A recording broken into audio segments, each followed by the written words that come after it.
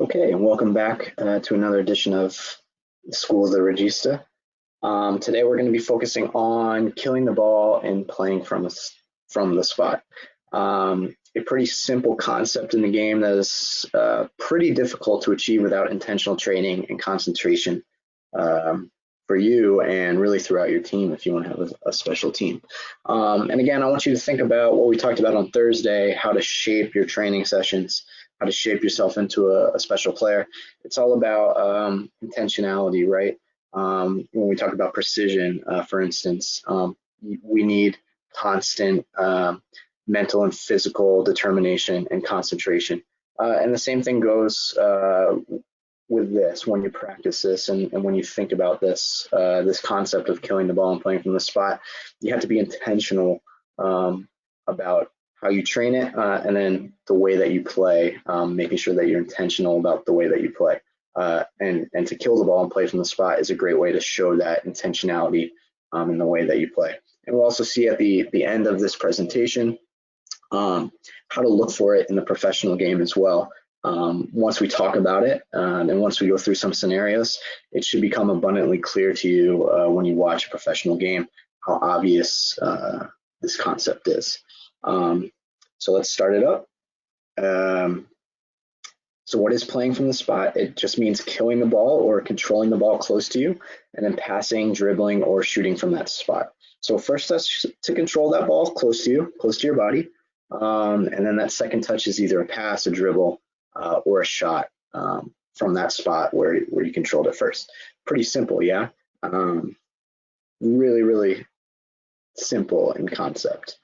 If you played for me before, or you played with me before, you probably hear me always say, kill the ball, control the ball first.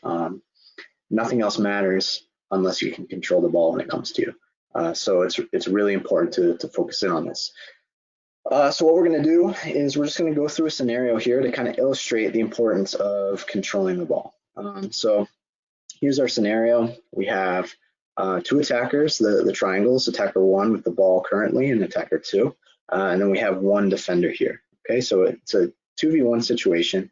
Player 1 is going to pass the ball to player 2, who has plenty of time and space away from the defender to receive it. The impact of the first touch is obviously what we're going to focus on here. Okay, so at the moment, the player in possession has a 12-yard cushion that they can use to pick their head up and find a passing option. It would make perfect sense for them to play from a spot by killing the ball close to their body and then forcing that defender to cover every inch of those 12 yards in order to threaten the ball. Okay, so ball comes in, player number 2 does a nice job of controlling the ball very close to their body, and they're able to maintain this cushion of 12 yards. Okay, so the distances here are important. 12 yards is about a couple, 2 or 3 seconds to make a decision. So we want to be able to preserve that cushion, and the way that this player does it is by controlling the ball, killing the ball right in front of their body. The defender has to make up those full 12 yards. Okay, so we see the defender starts here, ball comes here.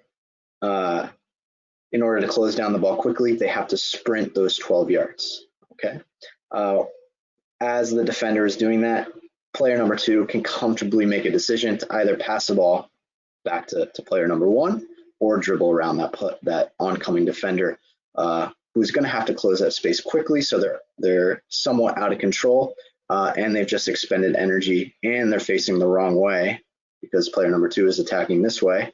So player number 2 has all of the options here when they're able to control the ball. This should be the decision most of the time, yeah, in this situation, clearly. But let's rewind it and let's illustrate how we get ourselves into trouble a lot of the time. And I say a lot of the time, and I'm referencing watching high school matches, watching club matches, watching any kind of youth matches, and you see this quite frequently. So let's go back. Instead, we'll see this time the attacker takes their first touch forward 4 yards, and let's see what impact that has on the cushion, right? Remember, it was 12 yards before. Okay, so first touch goes forward 4 yards, right? So attacker 2 is such a rush to go forward that they take their first touch forward 4 yards. As that first touch comes in and the ball travels 4 yards, this defender is able to cover 5 yards of distance. By the time that player number 2 gets back to the ball, we only have a 3-yard cushion, okay? So quite simple math, 3 yards is by far less than 12 yards, about a split second now to make a decision, right? A split second. Before we had a nice comfortable pass out here or a nice easy dribble around the defender. Now it's getting a little bit dicey. We don't have really any cushion at all. And usually what happens, you hear the sound of feet colliding or bodies colliding and the ball bouncing haphazardly to the opposing team, right? You see this collision all of the time in high school matches or in club matches, and we give up possession pretty cheaply. And our player over here who thought they were passing to a player that wasn't under any pressure, and now we've lost the ball. Okay, I'm really kind of amazed watching sometimes how many players play the game of soccer as if they were actually NFL running backs, receiving the ball and running forward with it until they get tackled, right? So their only objective is to get the ball, run forward, and I'm not going to stop until somebody stops me.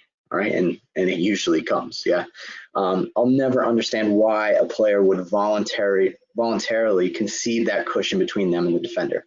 Why would you want a 3-yard cushion when you could have a 12-yard cushion to make a decision? It's as simple as that, and we see players all of the time willingly give up that time and space and that cushion. Okay, that cushion is your time. It is your time to make a good decision, and it's your time to execute the technique under minimal amount of pressure, right? We would all like to operate under little to no pressure, okay? Having to make a bang bang decision or a bang bang play never really works, okay? Or it works very rarely. Whereas when we do have a lot of time to make a decision and then still have time to execute that decision, it comes off almost every single time. Do not give up your cushion willingly. When you take that big touch forward, you're also doing the defender's job for them. You're making their life so easy. It's not your job to bring the ball closer to them, right? You don't want to bring the ball closer to the defenders. That's their job to cover the ground to pressure you. Don't do your opponent's job. Stop making your life harder and their life easier. Okay, so playing from the spot, killing the ball, all this is about making your life easier, making your team's life easier, and making it exponentially harder for the other team. Think about it. If you just continually try to jam the ball into the defense, it's so easy for them because they don't have to go and chase the ball. All they have to do is wait for you to bring the ball to them. Okay, so control the ball, maintain the cushion, force that defender to make a decision. Because the reality is when you kill that ball close to you, you are putting yourself in a position to immediately play forward, right? Because you don't have to be in a rush to go forward, because when you kill the ball, you pick your head up and you immediately are able to play the ball forward. So in this instance, player number 2 gets it, and they could either pass the ball to 3 or pass the ball to player number 4.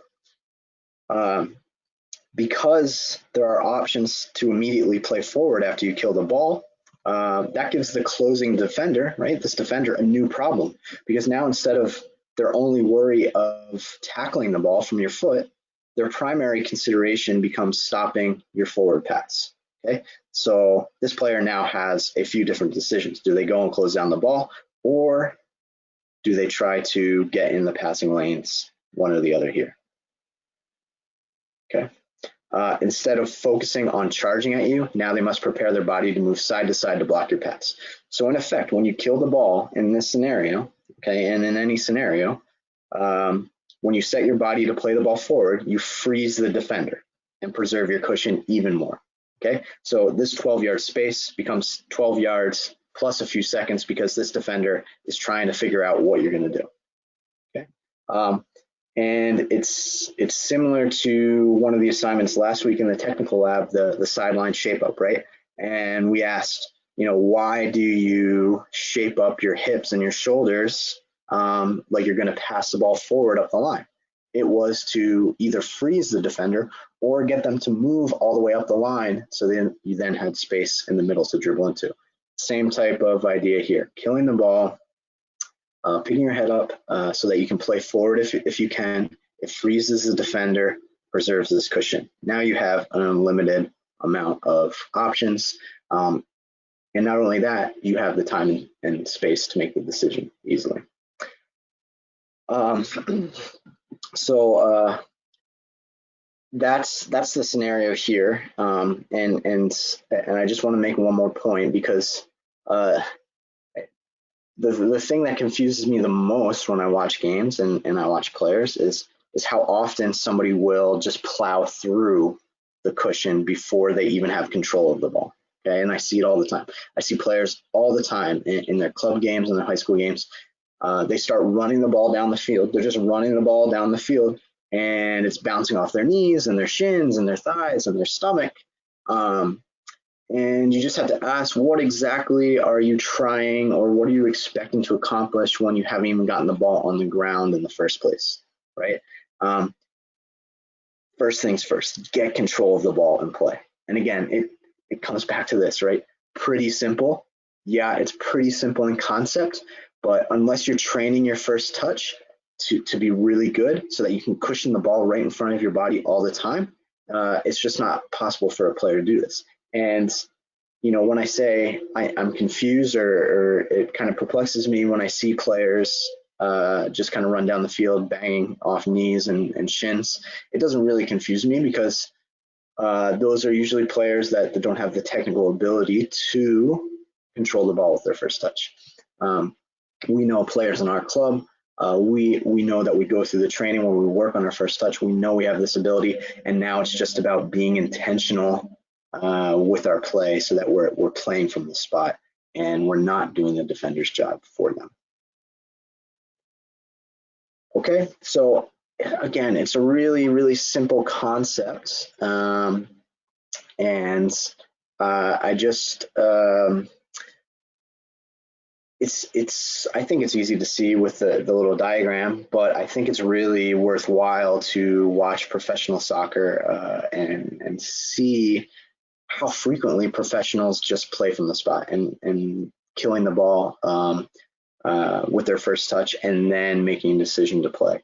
You'll see professionals, they do not do the defense's job for them, right? They make the defense come and try to take the ball from them. So what we're going to do here, this is the match from the U.S. men's national team yesterday versus Panama. So it's about a 45-50 second clip. And what we're going to do is I'm going to play this clip, and we're just going to count how many times a U.S. player kills the ball first and then plays from the spot, or plays a clean first touch pass when they're under a lot of pressure. So either they have time and space, so they kill the ball and then play from the spot, or they don't have time and space and they play a first touch pass. So I want you to count how many times it happens in this 50-second clip. First time in U.S. soccer history, you got 3 members of There's the same one. family playing for national teams. 2, 3. And that's going to be something he's going to remember. And 4. Yeah, we'll give him that. Time to come. The kid's 5. first goal, direct from a free kick. Now, can it spring? Okay, I'm going to count this as 1, so that's 6. All right, and you'll see that he didn't actually take a first touch control this. He let the ball do the work, and he just moved his body around the ball and allowed it to settle onto the ground before he started playing again. Okay, really, really clever turn and play by Gio Reyna there. A real comeback for the U.S. Reyna has it again from Dest. Just got 7. away for Weston McKennie. McKennie looking Give away. for Yanez. He got Yearwood up Win it back immediately. 8, 9, as far as Adams. 10, 11, 12, At Miazga. 13, 14. Now they'll try the other side. 15. Dest brings it down in front of Murillo. Serginho Dest cutting inside, ran away from there. Gives it away. Cooper to come in and tackle it off him. Cooper able to ride the... Okay, so about a 45-second clip. and we see 15 occurrences of a player playing from the spot. And again, if you watch any professional match, you're going to find statistics like that. Again, watching very, very closely to what happens. And again, I'm just going to play this again because there's a moment in here. I stopped the Gio Reyna one in the first place. But there's another spot where I want to just highlight, again, preserving the cushion and not doing the defender's job for them. Just got that one away for Weston McKinney. McKinney looking to roll it in for Yanez. He got Yearwood up in the air. Clearance only as far as Adams. Okay, so here is a situation where, again, this is about probably 12 yards, I would say. So probably 12 yards between the defender and the attacker here. But again, he doesn't just continue to dribble in here, right? He preserves the space because we have a player out here, we have a player here. We don't have to do the defensive job for them, right? They're pegged back so far already. Miazga doesn't have to dribble right into the pressure.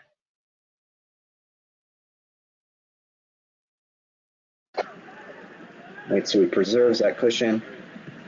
Now the defense is starting to pull up a little bit. They're chasing the ball a little bit more, and we have a few more options. Probing. Great switch here. Again, great control, right? Get the ball under control first. Try to make something happen. It doesn't come off that time, but it's not bad. Okay, so 15 in a 45-second clip. Okay, so again, go through the exercise again here. Now I want you to focus on the light blue team. This is from the Manchester Derby from Sunday. Okay, Manchester United versus Manchester City in the Women's Super League in England. We're going to watch the Manchester City and how many times they play from the spot. Either kill the ball first and then play, or play a one-touch pass. Manchester City a couple of years ago, having been Manchester United, having been at the Manchester City. 2. Right, just get the ball under control. Assess your options. Maybe not the right one there, but as we were saying earlier, so 3. She went to City and then came back a couple of years ago, and I 4. she's had many a conversation this week and building up to it, even if it's only in. Again, the goalie is smart here, right? Not gonna go too far. 5, 6, last season, 2019. That's 7, was now, by the way, and 8, strange. 9, last season's 10. Last season's cup final was played 2 weeks ago, so 11, the season before last. Foul. Cup in 19. You get my drift.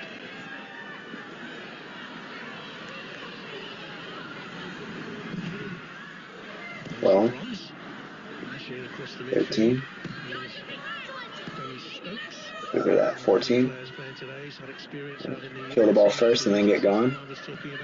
15. 16. Look at that. 18. 19. If they can take that possibility.